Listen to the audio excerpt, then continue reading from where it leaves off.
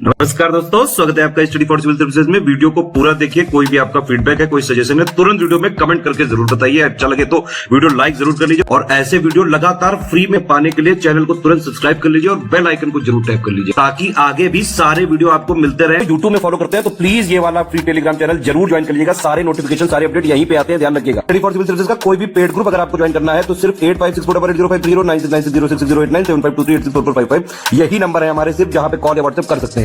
Instagram पे हमारा page जरूर फॉलो कर लीजिएगा, studyforcivil.services है।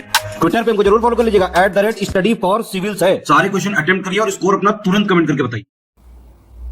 दोस्तों नमस्कार, स्टडी फॉर सिविल सर्विसेज में आप सभी का स्वागत है। यूपी पीसीएस प्रीलिम्स एग्जामिनेशन की पेड क्विज हम लोग देख रहे हैं, कंटिन्यू करेंगे इसे। अगला वीडियो यहाँ पे देखते हैं आज के फर्स्ट क्वेश्चन के साथ।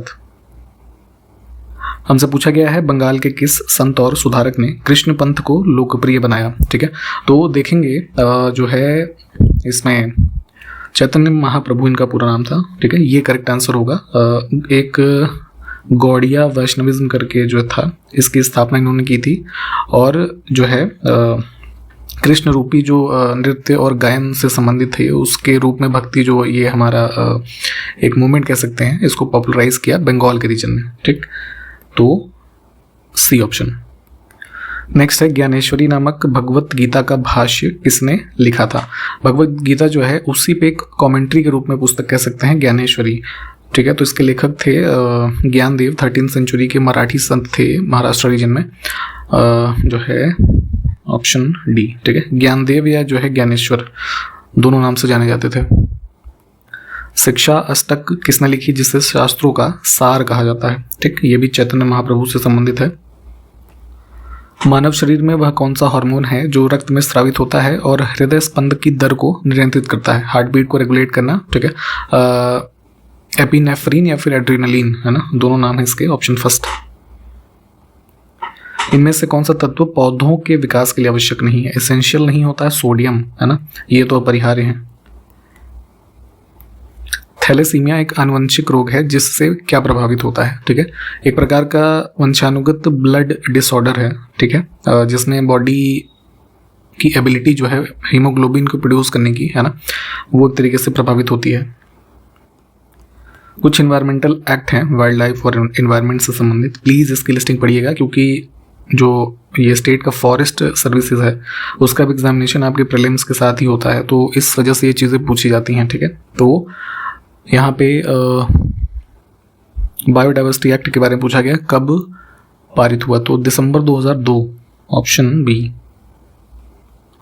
निम्नलिखित आर्द्र क्षेत्रों में जिन्हें रामसर का दर्जा प्राप्त है। ठीक है, वेटलैंड्स जो हैं कुछ इंपॉर्टेंस के होते हैं, उनको रामसर साइट का दर्जा दिया जाता है एक रामसर कन्वेंशन के तहत। ठीक, तो अभी वर्तमान में अगर हम बात करें तो भारत में कुल इनकी संख्या है 85। ये काफ़ी इंपॉर्टेंट फैक्ट है, उसको ध्यान रखेंगे। 2024 में जो शामिल हुई हैं साइट्स उसको प्लीज़ पढ़िए और इन विकल्पों में जितने भी नाम लिखे हैं सारे ही शामिल हैं। सतत विकास जो सस्टेनेबल डेवलपमेंट आप पढ़ते हैं जैसे गोल्स हो गए या अन्य चीज़ें, तो इसकी पहली बार व्याख्या कहाँ पर की गई। एक ब्रंटलैंड रिपोर्ट थी, है ना, आयोग की रिपोर्ट, जिसका नाम था आवर कॉमन फ्यूचर। ठीक, काफ़ी इंपॉर्टेंट है, 1987 की। ठीक है, इसमें व्याख्या की गई है। भारत में आर्थिक सुधार की प्रक्रिया कब से शुरू हुई। ठीक, तो पीवी नरसिम्हा जी थे प्राइम मिनिस्टर और पोस्ट जुलाई 1991 इंडिया में इकोनॉमिक रिफॉर्म्स की शुरुआत हुई। आगे चल करके जो एलपीजी रिफॉर्म्स वगैरह आप देखते हैं, इसी समय भारत के फाइनेंस मिनिस्टर थे ये मनमोहन सिंह। ठीक, तो इन सब का काफ़ी रोल रहा। गरीबी के दुष्चक्र की अवधारणा इसमें से किससे संबंधित है, तो vicious cycle of poverty, circle या साइकिल कह सकते हैं। ठीक, इकोनॉमिस्ट थे एक फेमस जो है ये रैगनर नाकसे, तो इन्होंने अराउंड 1953 में ये अवधारणा प्रस्तुत की थी। काफ़ी डिटेल्ड है वैसे, अगर एक लाइन में समझे तो इन्होंने मेनली ये बताया कि लो इनकम अगर है लोगों की, है ना, तो वो लो सेविंग्स की तरफ जाएगी, है ना, इससे संबंधित। तो ऑप्शन बी। ध्वनि तरंगों के दो क्रमागत संपीड़नों के बीच की दूरी को क्या कहते हैं। ठीक है, जैसे ग्राफ में थोड़ा इसको फिजिक्स में अगर आपने पढ़ा हो, ठीक, तो जैसे ये वाला हमारा बार हो गया डेंसिटी ऑफ प्रेशर का, अब साउंड वेव यहाँ से चली तो कुछ ऐसी गति में जा रही है। ठीक, तो अब क्या है, जो ये है हमारा 1 और इधर 2, ठीक। तो ये जो डिस्टेंस है कुल मिला के यही पूछा गया है कि 2 कंसेक्यूटिव कंप्रेशंस के बीच में जो हमारा डिस्टेंस है तो उसको क्या कहते हैं, तो ये होता है वेवलेंथ, ठीक है। और ये कंप्रेशन जो है ये डिस्टेंस मान सकते हैं, मतलब इतना टेक्निकलिटी में मत जानिए, ऑप्शन बस ये ठीक है, चाहे तो आप एक बार पढ़ लीजिएगा खुद से। निम्नलिखित में से प्रतिध्वनि का कारण बताना है, कॉज ऑफ एको। तो साउंड जैसे चला किसी सरफेस से, मान लिया दीवार है, उससे टकराया, फिर बाउंस बैक होगा, है ना, तो आपको दोबारा वो कई बार साउंड सुनाई देती है ना, तो उसी को एको कहते हैं। तो ये हमारा कौन सा कारण होता है इसका, रिफ्लेक्शन ऑफ साउंड, ठीक। इसमें से कौन सा जो है लाइट, हीट, साउंड या फिर इलेक्ट्रोमैग्नेटिक वेव्स निर्वात यानी कि वैक्यूम में गमन नहीं कर सकता, तो ट्रैवल नहीं कर पाएगा वैक्यूम में जहां पे ग्रेविटी वगैरह हमारा नहीं है, साउंड, ठीक है। निम्नलिखित में से किस जीव से अंगोरा ऊन प्राप्त किया जाता है, तो एक प्रकार का जो है अच्छा वूल माना जाता है, फ्लफी होता है, ठीक है। जैसे फर वाले कुछ आपने ये देखे होंगे स्वेटर या जैकेट, उसमें यूज होता है ये। तो अंगोरा रैबिट होता है बेसिकली खरगोश, ऑप्शन सी, ठीक।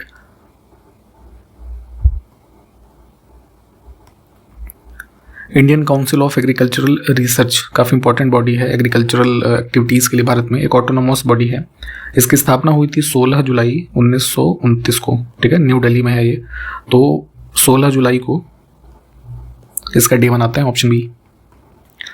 चावल का वैश्विक जीन बैंक कहाँ पर स्थित है, global gene bank of rice, ठीक। तो विश्व के जो सर्वाधिक डाइवर्स कलेक्शन ऑफ राइस है ना, उनकी वैरायटीज़ का एक प्रकार का जीन बैंक है ये। लोकेटेड है इंटरनेशनल राइस रिसर्च इंस्टीट्यूट, जो कि है कहाँ पे, फिलीपींस, ठीक। तो वहाँ पे ही है ये। एक क्वेश्चन इसी में सप्लीमेंट्री, आप ये बताइए कि इंडिया में जो राइस का रिसर्च सेंटर है कहाँ पे स्थित है, कमेंट करिए।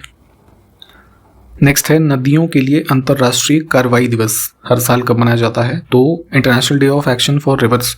बेसिकली रिवर्स के बारे में जो इम्पोर्टेंस है उसको स्प्रेड करना, उनके जो है सुरक्षा से संबंधित जो चीज़ें हैं उसके बारे में अवेयरनेस फैलाना। जो कुछ नदियां हमारी है ना, जैसे गंगा ही हो गई, काफ़ी पोल्यूटेड हो गई है ऑलमोस्ट, है ना, तो उसको थोड़ा प्रिजर्व करके रखने के लिए ये एक डे डेडिकेटेड है ना, प्रतिवर्ष 14 मार्च।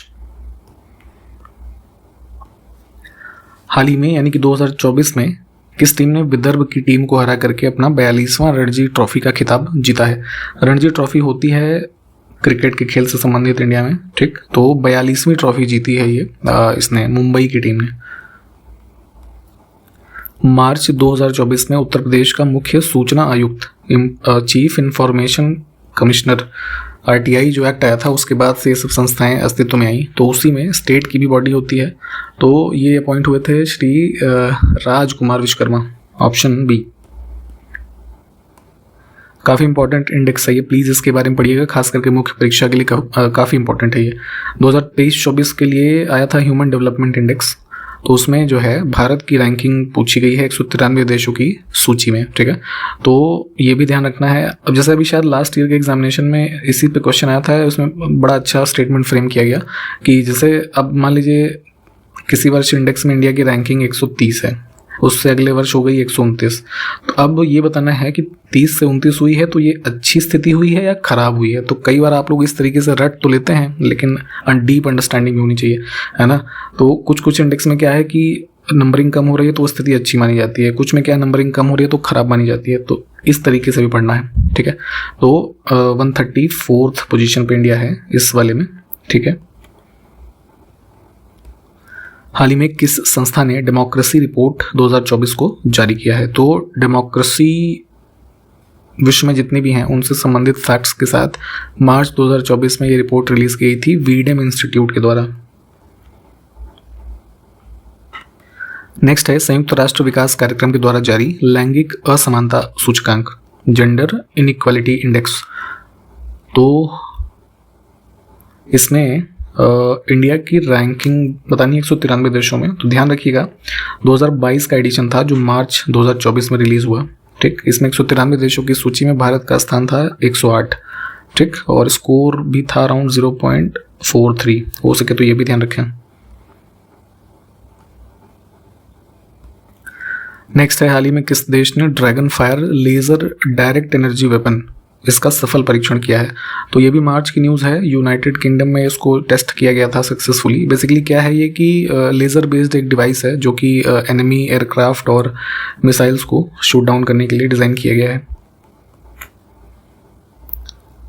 नेक्स्ट है, 14 मार्च 2024 को किस संस्थान ने netted in illegal wildlife trade sharks of India इस नामक एक रिपोर्ट जो है जारी की है? तो इंडिया में जो है ये जो बेसिकली इलीगल कह सकते हैं ट्रेड है ना, मतलब शार्क्स का, तो उसके बारे में डिटेल देती है ये रिपोर्ट। इसमें एक संस्था है wild life trade monitoring network से संबंधित ट्रैफिक और वर्ल्ड वाइड फंड इंडिया है ना, इन दोनों ने कलेक्टिवली इस रिपोर्ट को रिलीज किया था।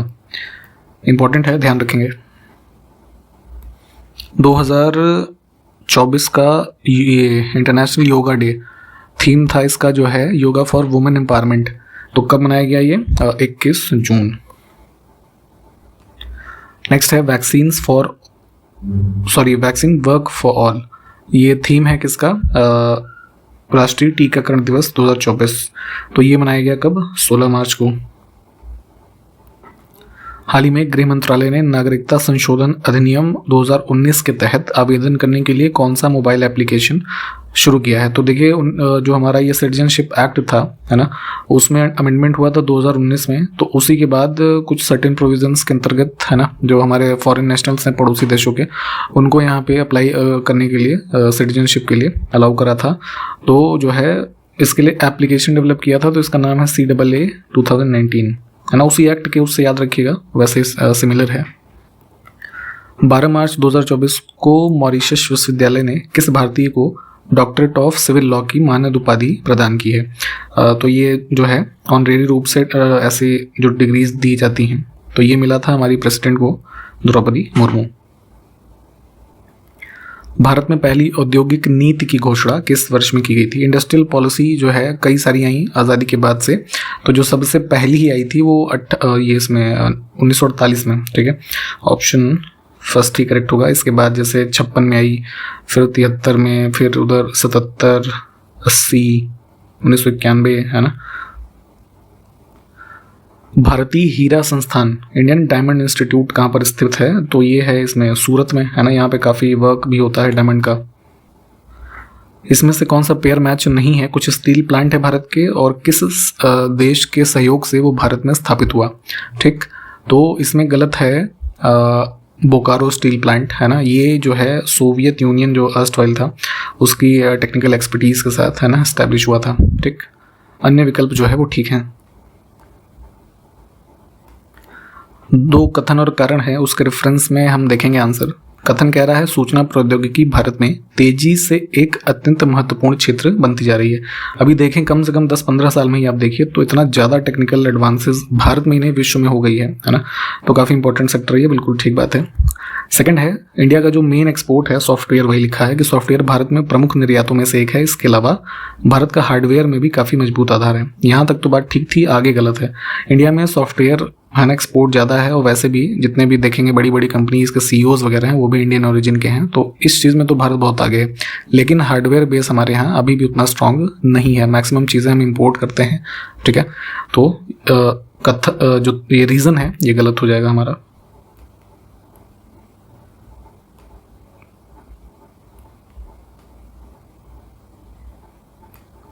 नेक्स्ट है, दीर्घकालीन राजकोषीय नीति की घोषणा भारत के किस वित्त मंत्री ने की थी? 95 के अराउंड जो है फाइनेंस मिनिस्टर थे VP सिंह है ना, तो इन्होंने फर्स्ट टाइम जो लॉन्ग टर्म फिस्कल पॉलिसी जो है इसको डिक्लेयर किया था, ऑप्शन फर्स्ट। नेक्स्ट है, निम्नलिखित में से कौन संसद में केंद्रीय बजट की तैयारी और प्रस्तुति के लिए उत्तरदायी है? तो मिनिस्ट्री ऑफ फाइनेंस के अंतर्गत एक डिपार्टमेंट है, डिपार्टमेंट ऑफ इकोनॉमिक अफेयर्स। ठीक, तो ये जो है प्रिपेयर करते हैं यूनियन बजट और प्रेजेंटेशन से संबंधित कार्य। निम्नलिखित दक्षिण एशियाई देशों में से किस एक का जनसंख्या घनत्व सबसे अधिक है? देखिए साउथ एशियन कंट्रीज में सबसे ज़्यादा वैसे तो है इसका बांग्लादेश का, लेकिन वो ऑप्शन में नहीं है, तो उसके बाद इंडिया का है। इसको चुनेंगे। एक क्वेश्चन का आंसर आप ये बताइए, 2011 के सेंसस में इंडिया का जो पॉपुलेशन डेंसिटी है ना था वो क्या था, कमेंट करके बताइए। नेक्स्ट है, निम्नलिखित में से किस मुगल बादशाह ने प्रयाग का नाम बदल करके इलाहाबाद कर दिया था? स्पेलिंग ये वाला है, मेनली ये था इलाहाबाद, ऐसे समझ सकते हैं। ठीक, अकबर ने एक ये जहाँ पे कॉन्फ्लुएंस है गंगा और यमुना का, तो वहाँ किला एक जो है बनवाया था। इस पे क्वेश्चन भी पूछा गया है आयोग के द्वारा कई बार, इसको भी पढ़िएगा। तो इसी के बाद अकबर ने ही अपने शासनकाल में ये नाम रखा। फिर शाहजहाँ के टाइम पीरियड में ये प्रॉपर इलाहाबाद हुआ, है ना। और फिर अभी जो है 2018 में उत्तर प्रदेश सरकार ने फिर से रीनेम करके अब इसका ऑफिशियल नेम कर दिया है प्रयागराज। ठीक, मैप पे इसको देखिएगा, इसमें से कौन सा देश मकर रेखा यानी कि tropic of Capricorn 23.5 degree southern hemisphere में, ठीक है, तो उरुग्वे। नेक्स्ट है पीएम वानी, एक स्कीम आई थी जो है, तो इसका रिकमेंडेशन ट्राई ने किस वर्ष में किया था? तो prime minister wifi access network interface, ये इसका फुल फॉर्म है पूरा। और रिकमेंडेशन जो है 2017 में की गई थी पहली बार कि पब्लिक प्लेसेस पे फ्री वाईफाई वगैरह लोगों को उपलब्ध कराया जा सके। तो बाद में जो है डिपार्टमेंट ऑफ टेलीकम्युनिकेशन जो है इन्होंने ऑफिशियली इसको लॉन्च किया था दिसंबर 2020 में। ठीक, तो हम फर्स्ट ऑप्शन को चुनेंगे। उत्तर प्रदेश स्टार्टअप फंड की स्थापना उत्तर प्रदेश सूचना प्रौद्योगिकी और स्टार्टअप नीति किस वर्ष की है, उसके तहत की गई थी। तो राज्य में स्टार्टअप्स को जो है फंडिंग वगैरह की प्रॉपर सुविधा हो सके, इसके लिए उसको सेटअप किया गया था। पॉलिसी 2017 से जो 22 तक की थी, इसके अंतर्गत। नेक्स्ट है, अलाउद्दीन खिलजी के एडमिनिस्ट्रेशन में बरीद ए मुमालिक किस विभाग का प्रमुख था? तो ये है जो है, मतलब मेनली ये बरीद ही बुलाते थे इसे, तो स्पाई जो होते थे ना, गुप्तचर, इसका ये प्रमुख। सभी धातुओं में सबसे कम अभिक्रियाशील धातु का चयन करें इन विकल्पों में से। गोल्ड जो है ना, ये क्या होता है कि जैसे गोल्ड हो गया, प्लैटिनम, ऑस्मियम, सिल्वर और जैसे पैलेडियम वगैरह भी हैं, है ना। तो ये सब क्या है, नेचर में अपने फ्री स्टेट में पाए जाते हैं। ठीक है, तो जो है अनरिएक्टिव नेचर होता है हीट वगैरह करने पे। ठीक है, तो जो है इसको चुनेंगे। इसमें से कौन वाद्य यंत्र सरोद बजाने के लिए जाने जाते थे या प्रसिद्ध हैं? तो उस्ताद अमजद अली खान, है ना, काफ़ी पॉपुलर आर्टिस्ट हैं, ऑप्शन सी। जैसे बिस्मिल्लाह खान के बारे में पूछा जाता है तो शहनाई प्लेयर हैं। ठीक है, हम अमजद अली खान ने देख लिया। जाकिर हुसैन ये फेमस तबला प्लेयर हैं। रविशंकर जरा बताइएगा कमेंट करके कि किस चीज़ के लिए पॉपुलर हैं, आप कमेंट करिए। देशों के बीच तीव्र एकीकरण या अंतर संबंध के रूप में किसको जाना जाता है? ठीक है, तो रैपिड इंटीग्रेशन और इंटरकनेक्शन, है ना, इन टर्म्स ऑफ ट्रेड, है ना, सर्विसेज, कम्युनिकेशन, इन सब के बारे में। तो क्या है, यही तो ग्लोबलाइजेशन है। उत्तर प्रदेश के निम्नलिखित जनपदों में से कौन सा उत्तराखंड, हरियाणा तथा हिमाचल प्रदेश के साथ सीमा बनाता है? तो ध्यान रखिएगा, उत्तर प्रदेश की सीमा हिमाचल प्रदेश से भी लगती है थोड़ी सी, और जिला कौन सा है इसमें? सहारनपुर। ठीक, तो इसको मैप पे भी लोकेट करें। फर्स्ट ऑप्शन करेक्ट है। ठीक है, और इसी के साथ हमने इस वीडियो को कंप्लीट किया है। जितने भी क्वेश्चंस हमने देखे हैं प्लीज़ उसको देखिए और उससे संबंधित फैक्ट को रिवाइज करिए। ठीक है, हमारे पेड ग्रुप में आप जुड़ना चाहें तो अभी भी ग्रुप हमारे चल रहे हैं, सभी प्रीलिम्स के लिए भी, मेंस के लिए, ऐसे वगैरह के लिए, टेस्ट सीरीज, है ना, पेड क्विज या फिर प्रैक्टिस बहुत ज़रूरी है। ठीक, तो इन सब की जानकारी आपको इसी वीडियो के डिस्क्रिप्शन बॉक्स में मिल जाएगी। 3 मोबाइल नंबर हैं, कॉल, व्हाट्सएप करके आप जानकारी ले लीजिएगा और एडमिशन भी ले सकते हैं। ठीक, और जो क्वेश्चंस इस वीडियो में पूछे गए हैं उसका आंसर आप हमें कमेंट करके बताएं। आगे के क्वेश्चंस को अगले वीडियो में देखेंगे। तब तक के लिए नमस्कार, जय हिंद।